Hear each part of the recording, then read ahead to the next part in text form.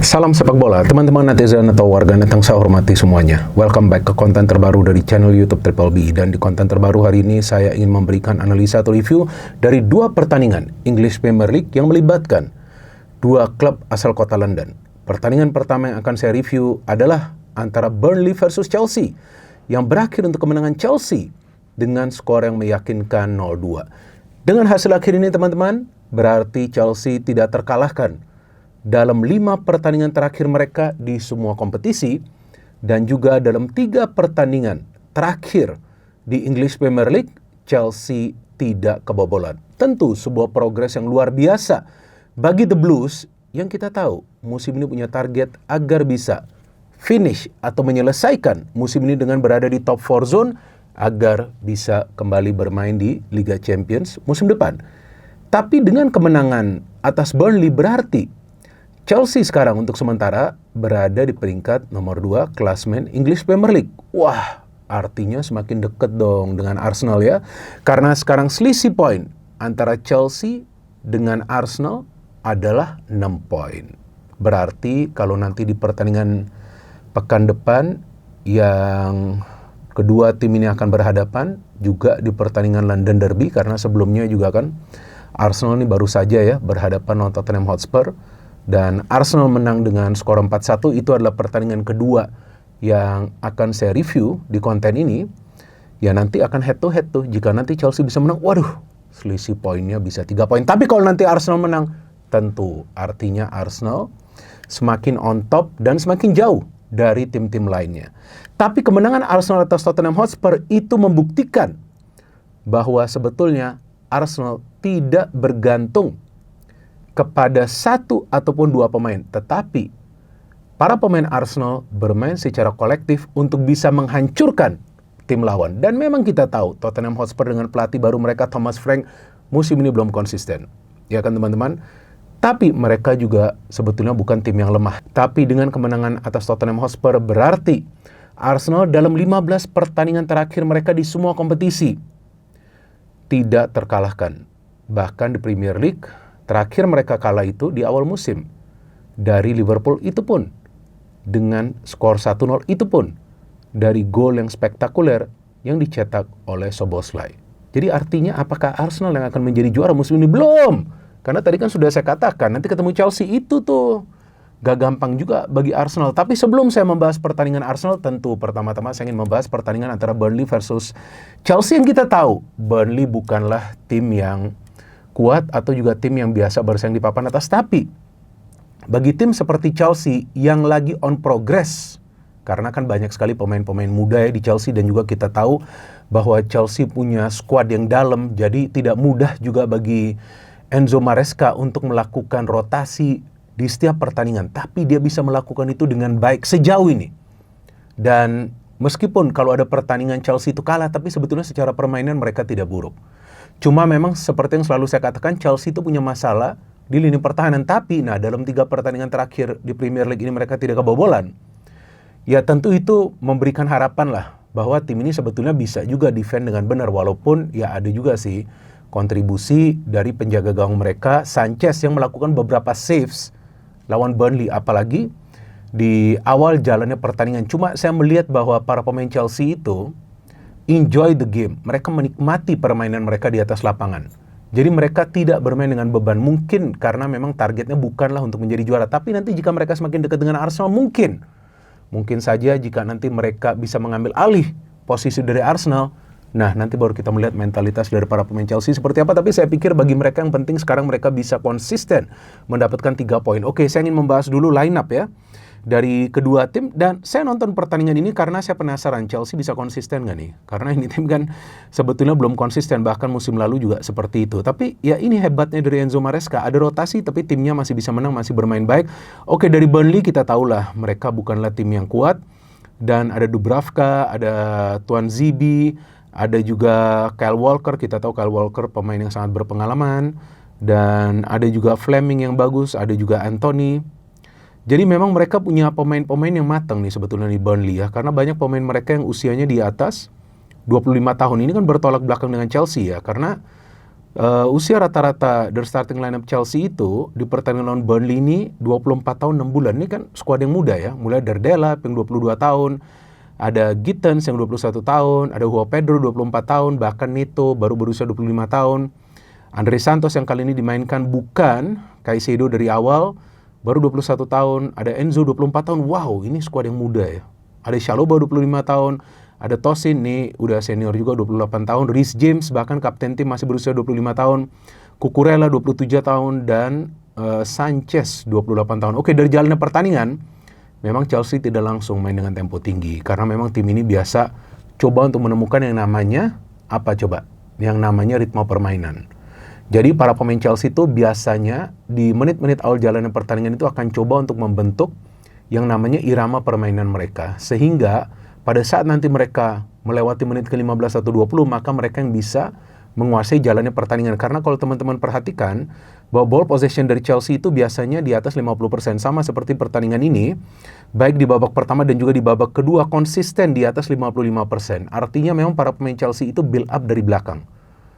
Mereka akan menaikkan tempo itu ketika bola itu masuk ke lini tengah. Dan Burnley mendapatkan 2 peluang di menit-menit awal, tapi nggak berapa berbahaya, cuman saya melihat bahwa gol dari Neto ini luar biasa. Nah, inilah kehebatan Chelsea, bahwa mereka tidak mengandalkan satu pemain untuk mencetak gol. Meskipun kita tahu bahwa mereka punya Joao Pedro yang sekarang ini telah mencetak 4 gol, tapi ada juga Pedro Neto yang mencetak gol di pertandingan lawan Burnley ini, 4 gol juga, Enzo juga 4 gol. Nah, artinya memang ada sumber gol yang cukup baik dari Chelsea. Itu yang membuat tim ini jadi tidak bergantung kepada satu pemain. Kalau hanya bergantung kepada satu pemain, kalau pemain itu di lock, nah repot nanti jadinya. Dan saya melihat bahwa gol dari Neto ini menggambarkan bahwa para pemain Chelsea itu bisa yang namanya switch play. Karena umpan dari Gittens itu tidak mudah. Dia memberikan umpan ke tiang jauh dari kiri ke sebelah kanan. Itu sangat tidak mudah teman-teman, tapi itu presisinya luar biasa. Sehingga Neto dalam diving header itu bisa mencetak gol. Dan memang Chelsea tidak menciptakan banyak peluang di babak pertama.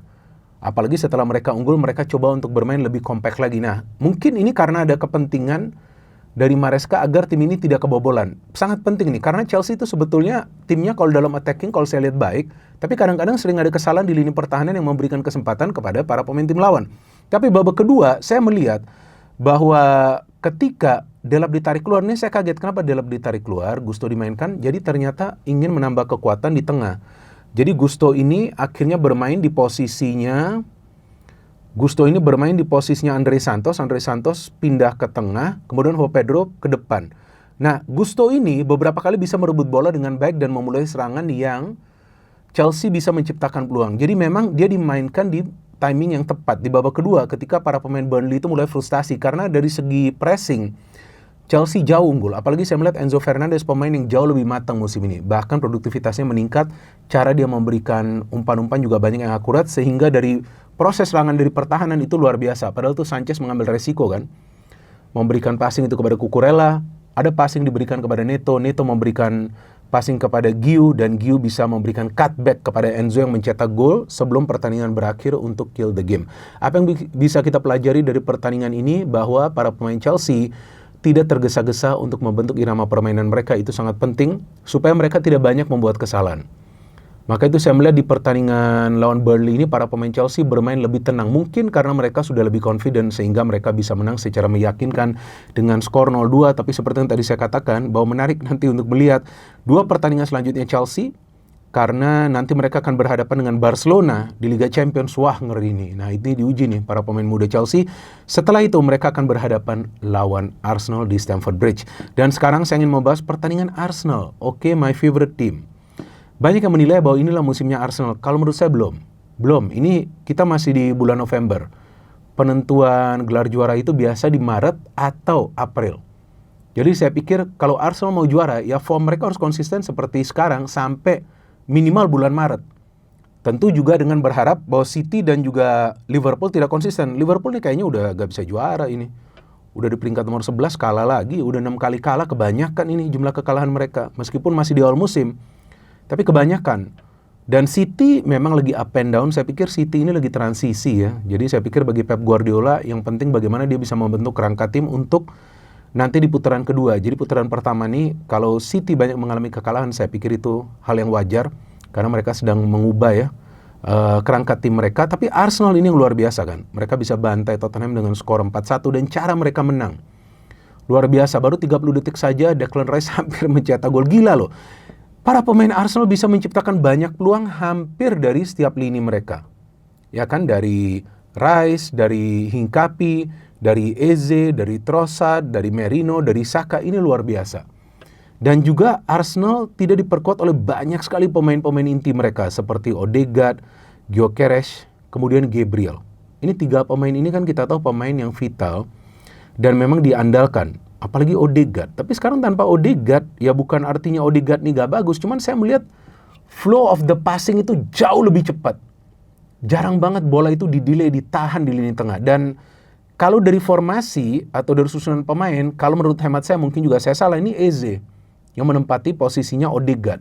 Walaupun dia gak bermain sebagai playmaker, karena saya melihat bahwa Arsenal lebih sering menyerang dari Trossard dan juga Saka, serta Declan Rice.